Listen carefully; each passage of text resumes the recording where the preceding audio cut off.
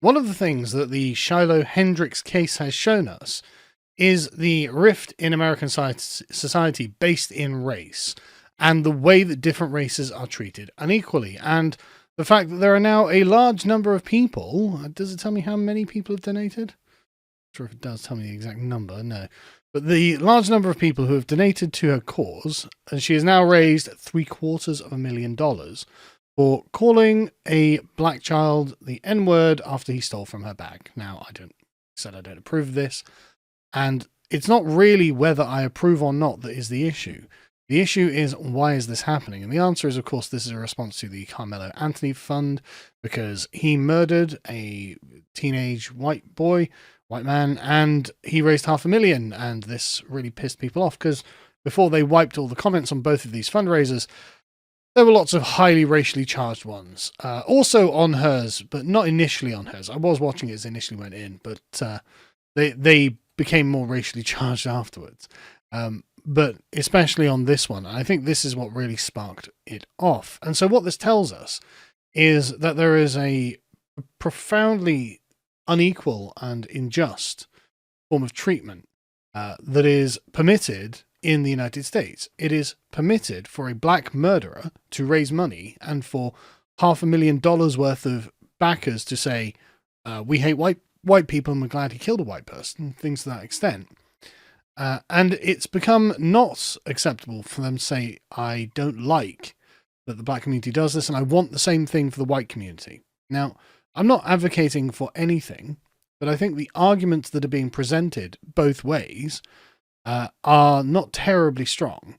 But the argument for, well, if they're doing it, why shouldn't we also do it, is unfortunately stronger than the argument for nobody should do it, especially if the nobody should do it side don't have a good answer to this. And this is the kind of the reason that Scott Adams got in trouble. There's no fixing this. Well, I think there probably is, but I just don't think the measures are possible in the United States to do it. It would mean doing things that were considered to be racist in the name of anti-racism, which appears to be the only way that anything could be done in the name of anti-racism. So anyway, I had this back and forth with Colin Wright. Now, Colin is a evolutionary biologist. He's a good chap as far as I can tell. He's an advisor for Atheists for Liberty, and he's been generally solid from the classical liberal anti-woke crowd. And I think he's generally a fairly polite gentleman as well. I've never had a crossword with him. And I don't want this to come across as personal, because it's absolutely not. I like Colin. So you can see that he's replying to Nick Fuentes here, who said, black people just raised $500,000 for a cold-blooded killer who stabbed a white teenager to death. I don't want to hear one word about the Shiloh Hendrix fundraiser. Either everyone gets to be tribal or nobody does. Now, that is, honestly, I think, the fundamental contention that is at the bottom of it. And Colin says, well, these terms are acceptable. Let's go with nobody does. It's like, okay, well, that would have been a good idea about 1964, right? That would have been about the time to say we're not going to allow open, partisan, rampant racial tribalism. But it's a bit too late for that. And in fact, this probably was fine even up until like the 1990s and early 2000s. But the woke crowd took over the liberal discourse, and they polarized everything. They've tribalized everything. They've politicized everything. And now we are living in the ruins of what they have done to our civilizations. And so I asked, well, how do we go about detribalizing these communities? Because I think this is really the question. Well, what would we do? And Colin replies with, social shame must play a large role. It's likely never going to go away entirely, which is fair. I mean, it probably isn't going to go away entirely. But the point is, we should be looking for a circumstance in which it is just simply not possible to raise $500,000, right?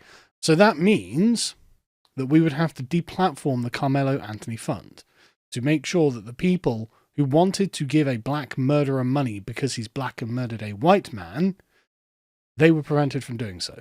I mean, if anything, it would make sense to have laws against such open expressions of racial bigotry. Now, like I said, I don't think America can do anything like this because, of course, they have the First Amendment. And this is one of those things that's got swings and roundabouts, right? In Britain, we absolutely could and would do something like that if we actually wanted to prevent this kind of racial hatred. We don't, of course, in Britain. We have laws against the white population and not the non-white population, but that's a different story. But anyway, so I appreciate his attempt to honestly answer this, right? He says, likely never going away entirely, but detribalization should remain the goal. Once we let go of that as the goal, then things really devolve. But the thing is, detribalization has been the goal for the United States for at least 30 years, if not longer. And things are more tribal than ever. So even if we let go of that as the goal, I mean, how much worse can they really get? Okay, they probably get worse, admittedly. But the point being, everything's already quite bad, and so that's not good. But I think there's also another component here, which I replied to with, I think that social shame only really works if the people involved consider you to be part of their tribe already. If Muslims tried to shame him for not wanting women in burqas, you wouldn't actually feel shamed by them. You would actually think, oh, this is silly. Well, I don't care what a Muslim's opinion on my view on women in burqas is, because I think that what they're doing is backwards. And so he replies to this by saying, we need to do our best by supporting colorblind laws and rooting out racial preferences wherever they appear. I never said it was easy. And, he's not saying that, anything that's wrong. It's just, I can't see how this could be aggressively and procedurally implemented to such a degree with the consent of the wider society that it was able to do that we're able to actually do something like this. Like, for example, it would have to be that we actively persecuted instances of racial supremacy from one group or another. Like, the people who are putting messages saying, I hate white people and whatever. I mean, in a society that was actually serious about stamping out racial tribalism, that would be a criminal offense, right? I mean, like it is in my country. It is a criminal offense because we are actually serious about that. And even then, I don't know if it's working, right? So I'm not even sure if that's possible. It's very difficult because people naturally gravitate towards tribalism. Colorblindness must be constantly instilled upon every generation, but the goal is important to keep in mind. I'm not offering any solutions, but leaning into a full-on perpetual race war is certainly not a desirable state of affairs. Far from it. And I replied to this saying, well, look, I agree. I don't want a race war either. No one does, I would have thought. The problem is the ideal remains an ideal while it is only one group who practice it, to their detriment against other groups.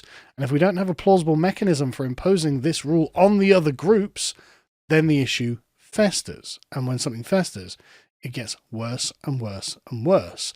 And, well, I mean, to be honest with you, I think that's what we're watching now, actually, with this. I think this is an example of it having festered for such a long time, and people starting to dig in their heels and say, no, this was completely unacceptable, and I can't countenance it.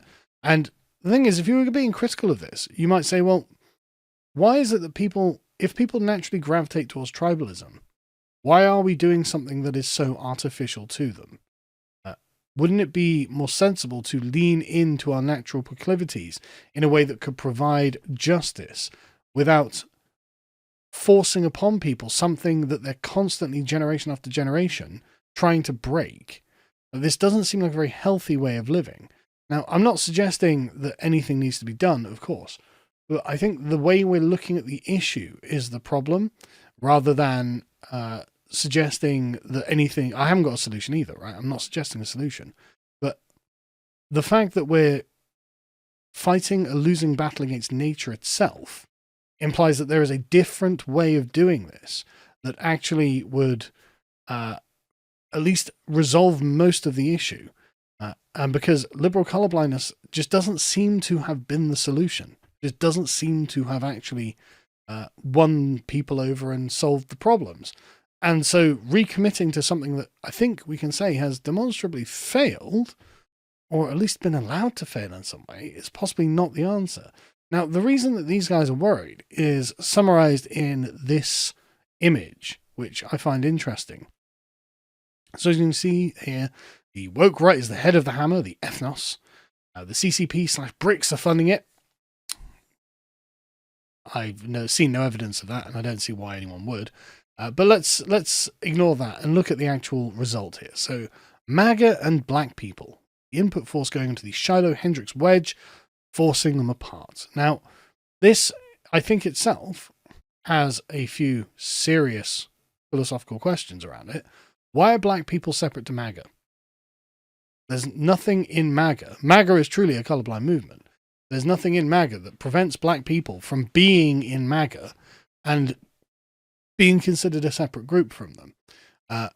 Moreover, why would black people object to the colorblind MAGA folks complaining that Karmelo Anthony got $500,000 for murdering a white kid? So in response, they're going to raise $750,000 for Shiloh Hendrix to essentially sort of uncancel cancel culture, as Matt Walsh was putting it. What would black people's objection to this be if they are a part of MAGA and truly believe in the liberal colorblind order that MAGA is trying to create? Because if they didn't believe in that, then it would be possible to drive a wedge on this issue. But if they did believe in that, they would be on the same side as MAGA and Matt Walsh and the rest of them, saying, no, look, it's not acceptable. Yeah, just because she did something that was terrible, I agree, but it's not life or death, and it's just gross. And this attempt to cancel, whereas this is an attempt to bolster, shows there's something deeply wrong with American society and needs to be fixed. So the assumption that is underpinning this by the liberals is that black people basically are not part of MAGA. They are artificially a part of MAGA. So what they are actually saying here is that MAGA itself is a white identitarian movement, which I don't really agree that it is, at least not in the sort of immediate sense that we're talking about here. There are deeper conversations to be had, but I don't want to muddy the waters with those. But the further problem they have is, so I don't think that this is going to splinter black people away from MAGA. I think black people who are genuinely MAGA will stay MAGA and say, well, why should Karmelo Anthony be able to raise $500,000 for murdering someone? I think this is a turnabout's fair play. And in the same way that, like, we're having a conversation in the office today, it's like, oh, wow, you know, there are loads of British people in Spain who have formed ethnic enclaves. And I'm like, okay, we'll deport them if you don't want them. You know, why would I care? It's like, but I'm not going to be like, yeah, no, the Spanish have to deal with British ethnic enclaves in Spain because I am also British. That would be racial tribalism, right? No, if the British people have gone over there and not settled in a way that is amenable to the Spaniards, yeah, just deport them. Okay, they should have known better. They should have integrated. Why weren't they integrating? Why did they create a little colony? And why was it allowed to fester to the point where the Spanish are like, look, we just want these people gone? I don't know, but like, fair enough. You know, I can see the point that they're making because I guess I'm on the MAGA side of the issue. But more importantly, I think that what you could do, though, is recontextualize this as saying the black racial collectivism is the hammer, the input force is Karmelo Anthony, and the output force splitting apart both sides is just American society. Because that is what is happening with the festering issue of extreme racial tribalism coming from one tribe in the United States. It's not acceptable. It is not acceptable. And so the game is being played by, and it's not just that the black community either, obviously, but it's everyone apart from the majority white community, and that's just not fair. It's not acceptable. And that means there are situations where things happen and they don't receive justice. And so the catharsis of the proper punishment that a criminal ought to receive when they've committed a crime is denied to them, which is a cruel thing to do to an entire community, let alone the families of the victims. And so this, like, and the Karmelo Anthony example is just the biggest one. Like, he should be hanged. He should be given the death penalty for murder.